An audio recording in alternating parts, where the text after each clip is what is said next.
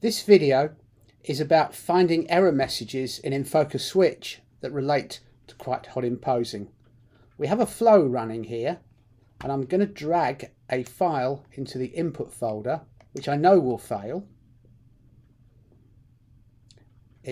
We can see it's in the in folder, it's processing, and it's finished. And here it is in the output folder, or rather it isn't. What's actually happened is that the original file has passed all the way through without any obvious error messages, and that's a problem with how we've set up the flow. First, I'm going to look for messages in the switch messages. It says was placed in the output folder.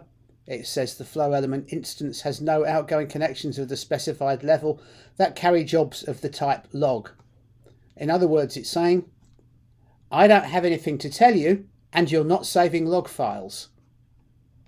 So what we're going to do is change this flow to write log files. First thing we want to do is put a folder. I'm going to call this folder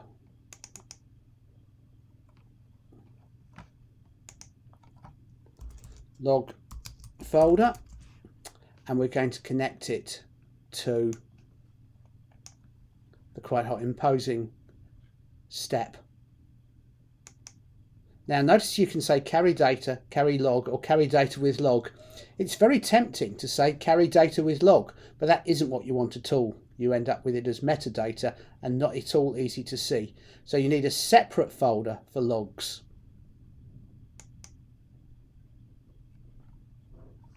So now I'm going to reactivate the flow,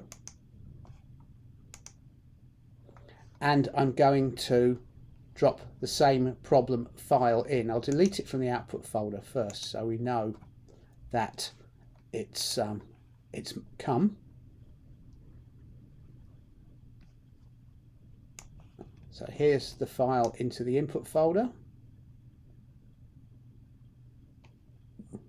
It's still processing,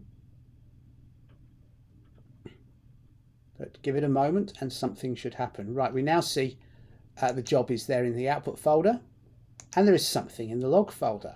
Let's take a look at that. Notebook's being very chatty for us. So it actually says no valid license found for this product. That wasn't the problem I was trying to demonstrate, but it does just as well. We can see the files are written here to this log folder that explain what the problem is.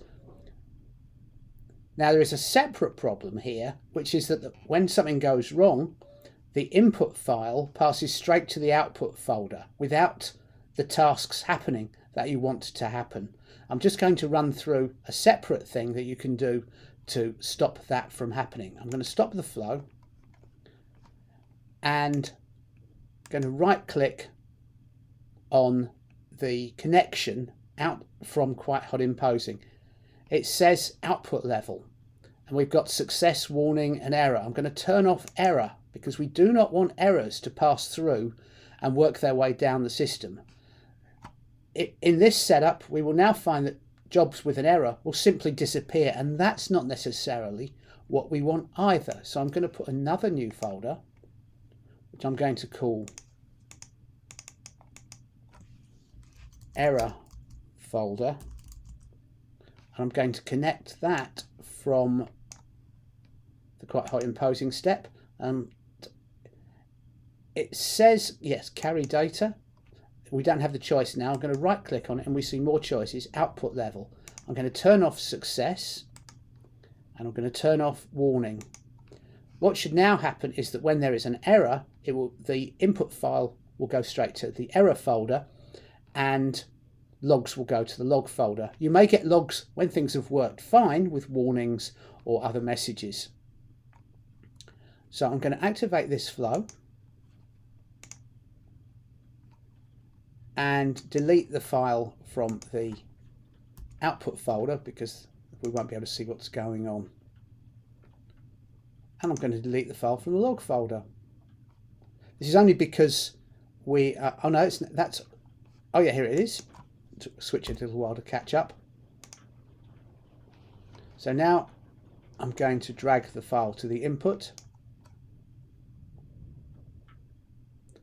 We can see it's in the input.